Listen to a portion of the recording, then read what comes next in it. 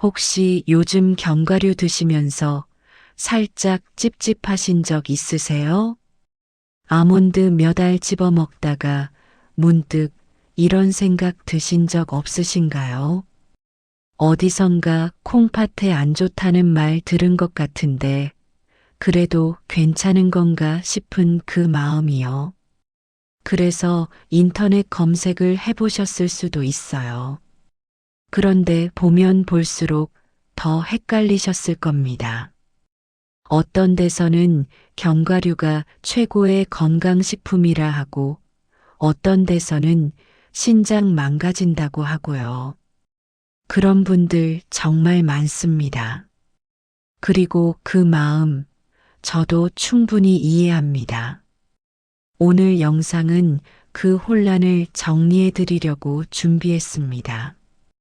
겁주려는 이야기가 아니에요. 오히려 그 반대입니다. 오늘 이 영상 끝까지 보시고 나면 이런 생각이 드실 거예요.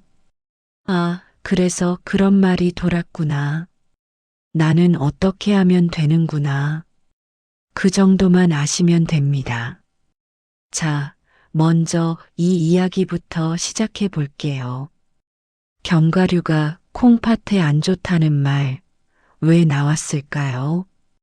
사실 이건 반은 맞고 반은 틀린 이야기입니다.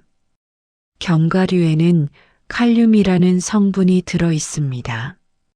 또 인이라는 성분도 많이 들어 있고요. 이 두 가지가 문제의 핵심이에요. 칼륨이 뭐냐면요. 우리 몸에서 근육이 움직이고 심장이 뛰는데 꼭 필요한 성분입니다. 없으면 안 돼요. 그런데 이 칼륨은 콩팥을 통해서 몸 밖으로 빠져나갑니다. 건강한 분들은 아무 문제가 없어요. 콩팥이 알아서 조절을 해주거든요. 많이 먹으면 많이 내보내고, 적게 먹으면 적게 내보내고, 댐의 수문처럼 열었다 닫았다 하는 겁니다. 그런데 콩팥 기능이 떨어진 분들은 이 수문이 잘 안 열려요. 그래서 칼륨이 몸 안에 쌓이게 됩니다. 이게 많이 쌓이면 근육에 힘이 빠지거나 심하면 심장 박동에 문제가 생길 수도 있어요. 인도 마찬가지입니다. 뼈를 만드는 데 필요한 성분인데 콩팥이 안 좋으면 몸 밖으로 잘 안 나가요. 그러면 뼈가 약해지거나 혈관에 석회질이 생길 수 있다고 합니다. 그래서 신장 기능이 많이 떨어진 분들, 특히 투석을 받으시는 분들한테는 의사 선생님들이 견과류 조심하라고 말씀하시는 거예요. 여기까지 들으시면 이런 생각이 드실 수 있어요. 그럼 나도 끊어야 하나? 나도 콩팥이 안 좋은 건 아닐까? 잠깐요. 여기서 한번 숨 고르고 가시죠.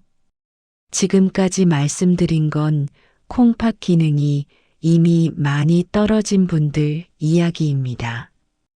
건강검진에서 콩팥 수치가 정상으로 나오신 분들은 해당이 안 돼요. 그런 분들은 견과류 드셔도 됩니다. 오히려 좋은 점이 더 많아요. 견과류에는 불포화 지방산이라는 게 들어 있습니다. 이게 혈관 건강에 좋습니다.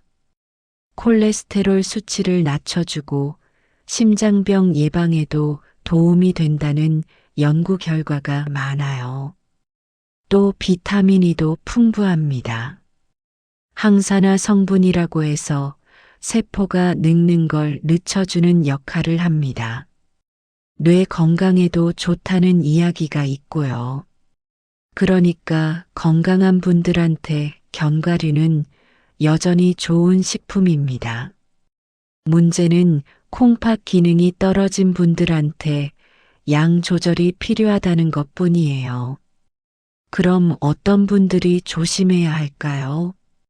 첫 번째, 만성 콩팥병 진단을 받으신 분들입니다. 병원에서 콩팥 기능이 떨어졌다는 이야기를 들으셨다면 해당이 되세요.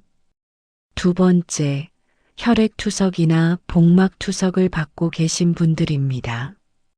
이런 분들은 담당 의사 선생님이나 영양사 선생님의 안내를 받으시는 게 좋습니다.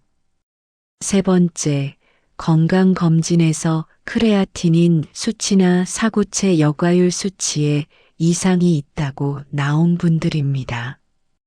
이런 분들도 견과류 섭취량을 조절하시는 게 좋아요. 반대로 건강검진에서 콩팥 수치가 정상이신 분들, 특별한 신장 질환이 없으신 분들은 하루에 한 줌 정도 드시는 건 전혀 문제가 없습니다. 한 줌이 어느 정도냐면요. 아몬드 기준으로 약 25알 정도입니다. 호두는 6알 정도, 땅콩은 30알 정도요. 이 정도면 하루 권장량이에요. 자, 그럼 여기서 궁금하실 수 있어요. 견과류 중에서 특별히 더 조심해야 하는 게 있을까요? 칼륨과 인 함량을 기준으로 보면 아몬드가 좀 높은 편입니다. 호두도 그렇고요. 잣도 인과 칼륨이 많이 들어 있습니다. 땅콩은 인이 많고 수산염이라는 성분도 있어서 신장 결석이 있으신 분들은 좀 주의하시는 게 좋습니다. 캐슈넛도 인이 많이 들어있는 편이에요. 피스타치오는 그나마 칼로리가 낮고 칼륨도 상대적으로 적은 편입니다. 그런데요, 여기서 중요한 걸 말씀드릴게요. 이 모든 건 대량으로 드셨을 때 이야기입니다. 하루에 한두 줌 드시는 정도로는 건강한 분들한테 문제가 생기지 않아요. 견과류를 밥처럼 드시는 분은 안 계시잖아요. 간식으로 조금씩 드시는 거죠. 그 정도는 괜찮습니다. 다만 콩팥 기능이 떨어진 분들은 하루 섭취량을 좀 더 줄이시고 가능하면 전문가와 상담하시는 게 좋습니다. 사람마다 상태가 다르니까요. 자, 여기까지는 그냥 이해만 하셔도 됩니다. 정리해 드릴게요. 견과류가 콩팥에 무조건 나쁘다는 건 과장된 이야기입니다. 건강한 분들한테는 여전히 좋은 식품이에요. 혈관 건강, 뇌 건강, 심장 건강에 도움이 됩니다. 다만 콩팥 기능이 이미 떨어진 분들은 칼륨과 인 섭취량을 조절해야 해서 견과류를 많이 드시면 안 됩니다. 그래서 그런 말이 나온 거예요.